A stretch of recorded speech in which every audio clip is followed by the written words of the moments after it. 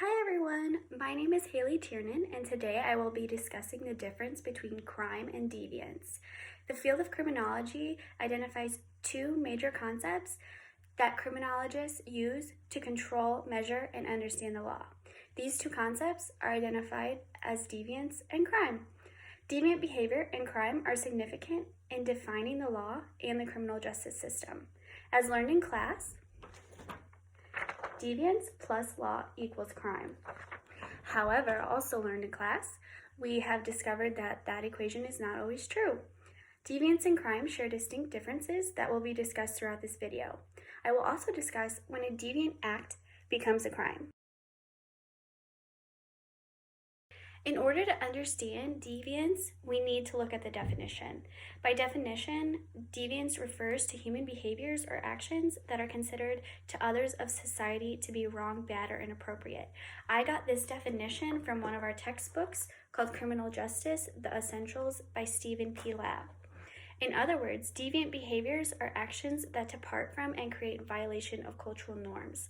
There are two types of deviant behavior: formal and informal. I got this information from Lumen Learning, an online academic journal source. Formal deviance includes criminal violation of formally enacted laws. Example of this would be theft, rape, murder, or assault. Informal deviance refers to violations of informal social norms, which are norms that have not been codified into law. An example of informal deviance would be like burping in public, or like we saw in the module with Tony Hawk and skateboarding, like skateboarding on the sidewalk, for example.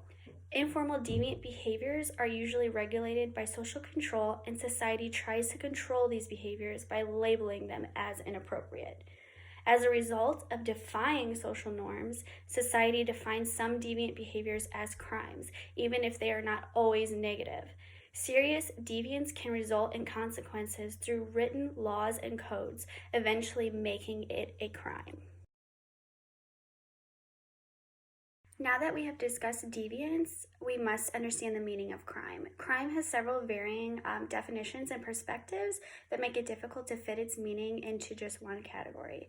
The book uses several different elements to explain really what crime is. And what book I'm referring to is our other textbook, Criminology: The Core by Larry Siegel. By definition, crime is an act deemed socially harmful or dangerous that is specifically defined, prohibited, and punished under criminal law. I got that on page 13. Crimes can be classified in many ways. Felonies are the most serious crimes, punishable by a year or more in prison. An example of this would be like murder. Misdemeanors are lesser crimes, punishable by less than a year or a fine. Some examples of this would be like vandalism or some petty theft. Violent crimes include physical contact and violence, which this would be like rape or murder. And political crimes include political motives like terrorism. Economic crime involves financial gain. This could be robbery. Cybercrime involves technology or the internet in some way. An example of this would be hacking or hacking into a governmental agency, using the internet to commit a crime. And crime is a violation of societal rules or behavior which reflects public opinions and traditional values. So when does deviant behavior become a crime then? A deviant behavior becomes a crime when it is deemed socially harmful or dangerous.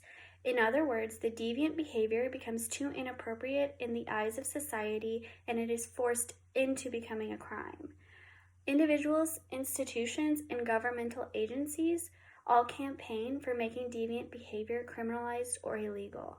We saw this with the criminalization of marijuana and then again with the decriminalization and legalization of recreational use in states like Colorado. In conclusion, crime and deviance have different meanings, but they go hand in hand with one another. Remember, deviance is not always a crime, and crimes aren't always deviant. The concept of deviant behavior is becoming increasingly linked with criminality and is often confused with one another, which is why we had to distinguish the difference between the two. In order to understand crime, we must understand and discuss deviance.